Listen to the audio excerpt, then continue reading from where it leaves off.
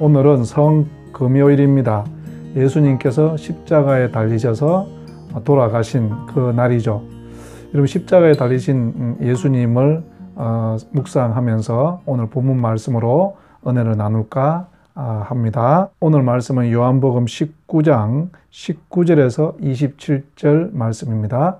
우리 함께 봉독하시겠습니다. 빌라도가 패를 써서 십자가 위에 붙이니 나사렛 예수 유대인의 왕이라 기록되었더라. 예수께서 못 박히신 곳이 성에서 가까운 곳으로 많은 유대인이 이 패를 읽는데 히브리와 로마와 헬라말로 기록되었더라.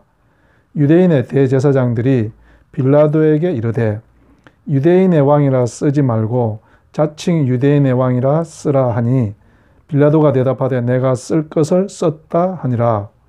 군인들이 예수를 십자가에 못 박고 그의 옷을 취하여 네 깃에 나누어 각각 한 깃씩 얻고 속옷도 취하니 이 속옷은 호지 아니하고 위에서부터 통으로 짠 것이라. 군인들이 서로 말하되 이것을 찢지 말고 누가 얻나 제비 뽑자 하니 이는 성경에 그들이 내 옷을 나누고 내 옷을 제비 뽑나이다 한 것을 응하게 하려 함이러라. 군인들은 이런 일을 하고 예수의 십자가 곁에는 그 어머니와 이모와 글로바의 아내 마리아와 막달라 마리아가 섰는지라. 예수께서 자기의 어머니와 사랑하시는 제자가 곁에 서 있는 것을 보시고 자기 어머니께 말씀하시되 여자여 보소서 아들이니이다 하시고 또 제자에게 이르시되 보라 내 어머니라 하신대 그때부터 그 제자가 자기 집에 모시니라. 아멘. 예수님께서 십자가에 달려 돌아가신 것은 겉으로 보면 패배입니다. 빌라도에게 잡히고 또 유대인들 중에서 제사장들, 바리새인들 이들의 모의에 의해서 죽임을 당한 것이니까요. 그런데 성경은 그 십자가의 죽으심이 이 왕으로 취임하는 왕의 대관식이다 이렇게 설명을 합니다. 그러니까 참 아이러니하죠. 패배로 보이는 그 십자가가 오히려 왕으로 임하는 그 왕의 취임식이라고 하는 것입니다. 여러분, 이것을 상징적으로 보여주기라도 하듯이 빌라도는 예수님을 십자가에 달아 죽이면서 거기에다가 무슨 팻말을 붙였습니까? 유대인의 왕, 그것을 히브리어, 로마어, 헬라어로 다 써서 모든 사람들이 볼 수 있도록 이렇게 했다고 되어 있습니다. 여러분, 유대인의 왕이라는 것은요, 단순히 이 혈통적으로 유대인들의 왕 이런 뜻이 아니라 믿음, 하나님을 믿는 사람들을 이 통칭하는 것이 유대인이거든요. 그러니까 하나님을 믿는 모든 사람들의 왕이신 예수님 이렇게 보면 되겠습니다. 그러니까 여러분, 오늘 우리가 성금요일에 예수님께서 십자가에 달려서 죽으셨는데요. 그것은 또 다른 면에서 보면 오히려 이 땅에 이제 왕이 되셔서 우리에게 왕으로 오시는 그 취임식의 장면이다 이렇게 보시면 좋을 듯 합니다. 그렇다면 예수님은 어떤 왕이실까요? 먼저 18절에 보면 그들이 거기서 예수를 십자가에 못 박을 새. 예수님은 우리에게 오신 왕이신데요. 십자가에 못 박히신 왕이십니다.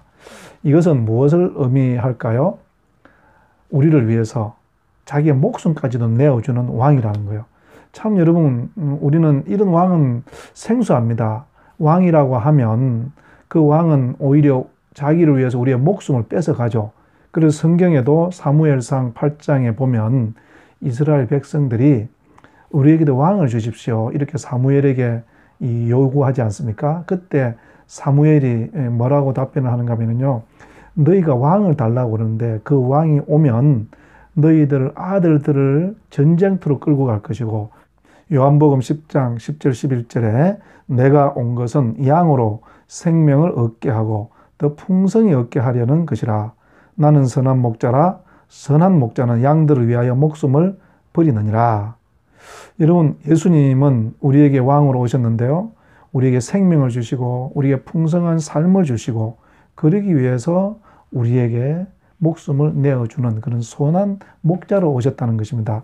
이 선한 목자 되신 우리 예수님을 여러분의 왕으로 받아들이시고 생명을 얻으시고 풍성한 삶을 누리시기를 우리 주님의 이름으로 축복합니다.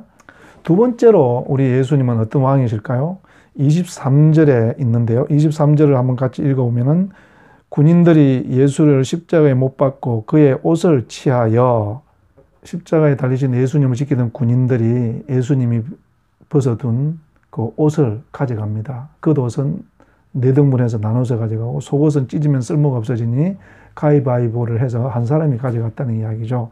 여러분, 여기서 우리는 예수님, 어떤 예수님을 볼 수 있습니까? 예수님은 목숨을 우리에게 주시지만요, 또 우리 삶에 필요한 옷가지를 주신다는 그런 이야기 아니겠습니까? 여러분, 예수님은 우리에게 늘 좋은 것으로, 가장 좋은 것으로 주십니다. 그래서 성경 누가복음 11장 13절에 보면 너희가 악할지라도 좋은 것을 자식에게 줄 줄 알거든 하물며 너희 하늘 아버지께서 구하는 자에게 성령을 주시지 않겠느냐. 이것은 조금 확장 해석이지만요, 예수님께서 우리에게 가장 좋은 것을 주시는 분을 보여주는 것이고, 우리에게 가장 좋은 것은 뭡니까? 성령님이죠. 여러분, 예수님께서 자기 목숨을 우리를 위해 주셨고요, 두 번째로는 우리에게 가장 좋은 성령님을 우리에게 보내주셔서 그분이 우리와 늘 함께 계시면서 우리를 하나님의 말씀으로 또 예수 그리스도의 다스림과 보호하심과 인도하심으로 데리고 간다는 것입니다.